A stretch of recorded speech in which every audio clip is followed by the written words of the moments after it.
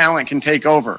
Less thinking equals talent take over, but we need to have systems in place, and we will have systems in place to do so.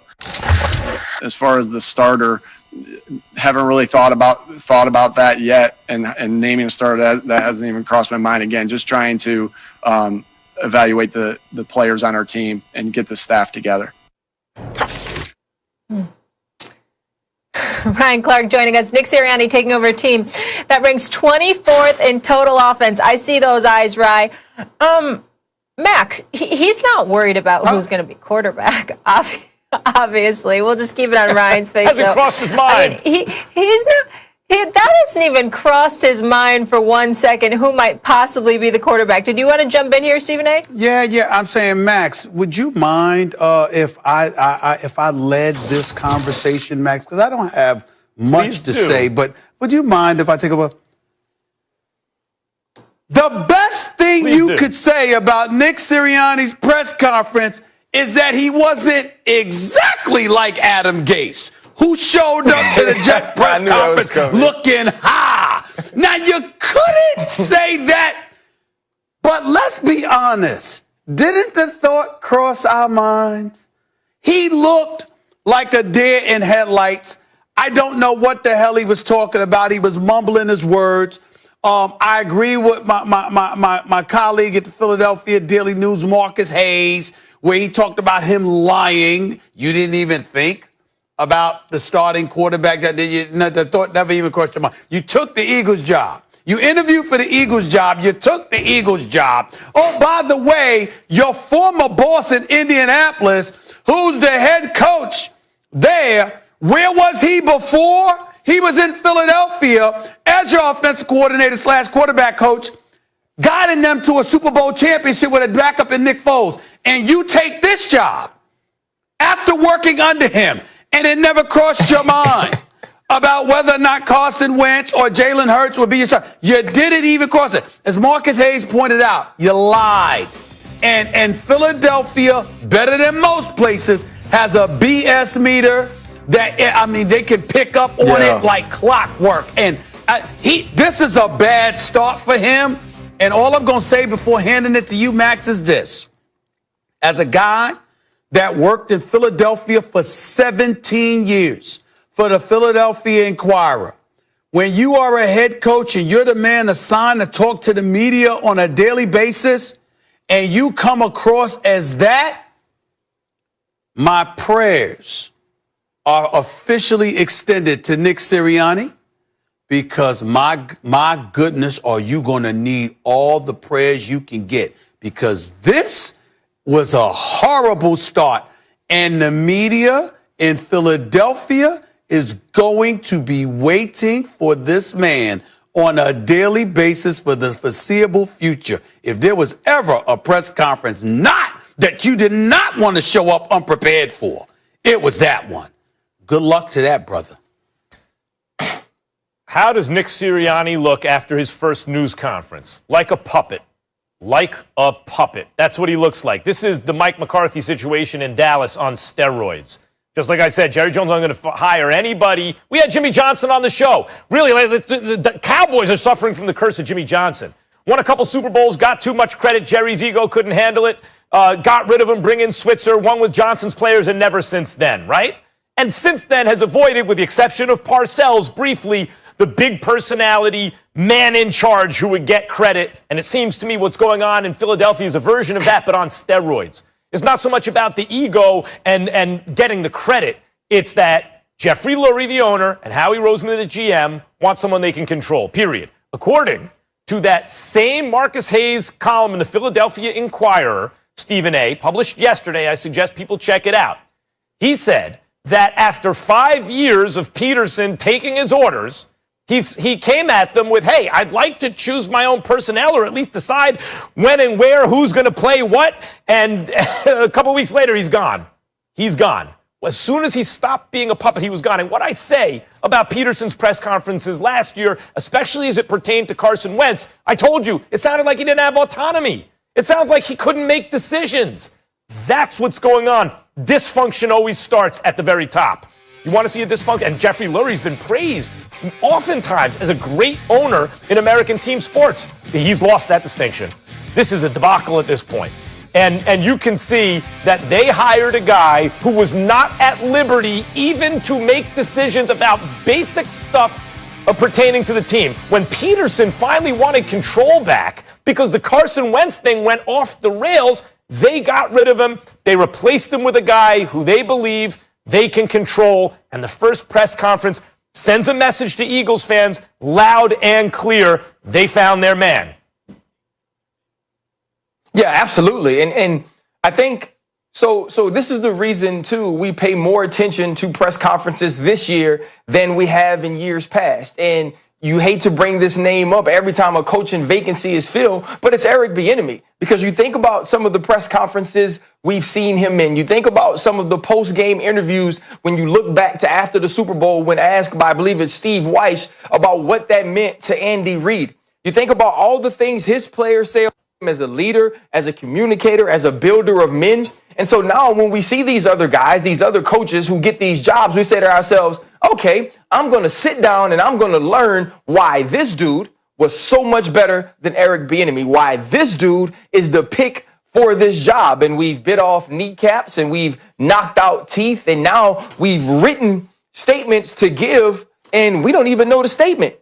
Now, here's what I know about football coaches. And I played for a coach who wasn't necessarily a great communicator publicly. He also wasn't a great communicator privately. That team was really bad. And when I was done with that team continued to be bad. And I thought that was a part of it, the leadership, the galvanizing the troops, as Stephen A. often mentions. And so when I hear him speak, like I know this. If I asked Stephen A. to speak about journalism, if I ask him to speak about broadcasting, if I ask Max to do the same, speak about boxing, if I ask Molly to speak about hosting, y'all don't need a sheet to tell me how y'all feel about that. Y'all don't need a sheet to tell me about the way you go about your day to excel at that job. If you ask me about football, all the reasons I love it, why I approached it the way I did, why I see it the way I see it, I could talk to you for 4 hours and I would never need a piece of paper. And if I was going to get the opportunity to take over a job where they had a quarterback controversy, whether I had autonomy or not, I would have an answer because I know you're going to ask me that. A huge part of being a head coach is being prepared. And though he had a sheet to read, I don't know if it was written by him or written by his agents, he wasn't prepared. And you better be prepared in Philly when you're taking over a bad team. You're taking over a team that's cap-strapped. You're taking over a team that has a quarterback controversy. You're taking over a team in the city where people don't like BS, where people don't deal with losers well. And the first time you come off as a loser. Now, Darius Leonard came to this guy's defense. I think I saw Torrey Smith say something. Not having a great initial press conference doesn't make you a bad football coach. It doesn't mean that this team can't excel under your tutelage, under your leadership. But it sure as hell is a bad start when you're coming into a situation where you're replacing a head coach who already won a Super Bowl. And now you know, and now the rumors come out and the reports come out that that coach wanted to move on to a different quarterback. And they said, oh, no, you can't make that decision. We got two different things happening in the NFL right now. The Philadelphia Eagles chose Carson Wentz over their coach. The Los Angeles Rams chose their coach over their quarterback. Now we're going to get to see in 2021 who was right. Well, that much is true. And you know what? And I don't have a problem. As much of a talent-based guy as I am, Ryan, I don't have a problem with Los Angeles picking their coach over their quarterback because you have a coach that's won 67% of his games over a 4-year period. I don't have a problem with that. I had a problem with Doug Peterson not being chosen over Carson Wentz because of things that Max and others had said as it pertained to Carson Wentz being a bit hard-headed, having a license to circumvent the coach. And then when you do your homework and you learn even further that, again, Doug Peterson wanted to be his own man. He was speaking up for himself. He wanted to pick his own staff, et cetera, et cetera. I am shocked that the Jeffrey Lurie that I knew, that I've known for many years, in all my years covering the Philadelphia Eagles, when Andy Reid was there, and we know that Andy Reid is his own man, I am shocked that Jeffrey Lurie appears to be a guy, according to the reports, that him alongside Howie Roseman wants to pick your staff, wants to tell you who to play, wants to do all of these different things. That's not the Jeffrey Lurie I know. It's not the Jeffrey Lurie that I've spoken to throughout the years, even though we haven't spoken in a few years. That's not the guy that I knew covering the Philadelphia Eagles for the Philadelphia Inquirer and Philadelphia Sports for that newspaper. That's not him. So to hear that this is what they wanted from Peterson, to hear that other dudes were passed up because they were their own men and they were not going to be, the Josh McDaniels, the Todd Bowles, the Eric B. Enemies of the world, were not going to be told what to do at every single turn. And that Nick Sirianni is the guy that's there now, and this is the reason why. It's kind of surprising to me that Jeffrey Lurie would allow or even implement, be an instigator of that kind of leadership, Max. That's right. That's right, because Lurie had, as you point out, as someone who covered him up close, but even just nationally, had a sterling reputation. Lurie's considered one of the best owners. I don't think we could say that anymore. I don't think that's the perception at this moment. And think about what a bad spot the Eagles are now in with Carson Wentz. Whatever you want to say about Goff, maybe he didn't hit Wentz's highs as an individual performer. We never looked at him and said, that's the best player in the league, as we briefly did with Wentz several years ago at this point.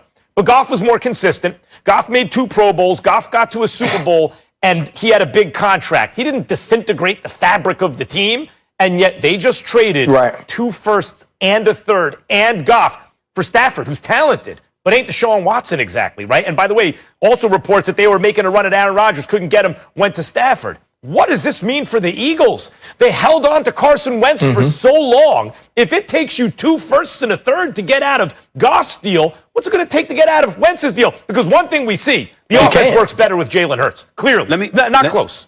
Let me hand this over to you, Ryan, by saying this. And Max, you'll appreciate this as well. If there indeed is that change that has taken place in Philadelphia, it has to be the curse of Chip Kelly. Remember, Chip Kelly comes on board. It's an absolute disaster, but Howie Roseman was moved out of the mix to give that power to Chip Kelly. So once Jeffrey Lurie made that mistake, rather than remembering what he had with Andy Reid, unfortunately, it appears, I don't know, but it appears he's remembered more what he had with Chip Kelly. So he brings Howie Roseman back into the mix. And since he handed that control back to Howie Roseman, after once confiscating it from him, he feels beholden to Howie Roseman, what Howie Roseman wants to do, even if that means usurping the authority and circumventing the head coach. That appears to be what the problem is, guys, based on what y'all are breaking down to me. And then, in fairness to you, Max, what I think that analysis is probably right. Go ahead, Ryan. Yeah, that's a huge issue, though, right? Because you feel that in the locker room. The players understand that. The players understand when the coach isn't making the final call, when the coach doesn't have the final decision on who plays and who doesn't. Because when that coach has the pulse of the team, he understands who can help me win. And we heard Jason Kelce say it during the season. If we are making decisions that are not based on winning football, you are making the wrong decisions.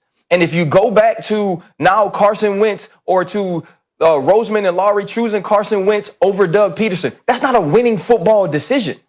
Picking a coach that can be your puppet, picking a coach that you can manipulate, that's not a winning decision. And as these decisions begin or continue to be made, and you heard Mac talk about disintegrating the fabric of a team, this is how you disintegrate the fabric of an organization. This is how you find yourself in a spot not winning for years. And that's where the Eagles are headed. It could be, guys. It could be that when Jason Kelce was going off, because remember, they all had a lot of love for Peterson when they were when they won that Super Bowl. They had a lot of love for him when they were going to the postseason. All of a sudden, they speak out. Guess what? Maybe they weren't speaking about Peterson at all.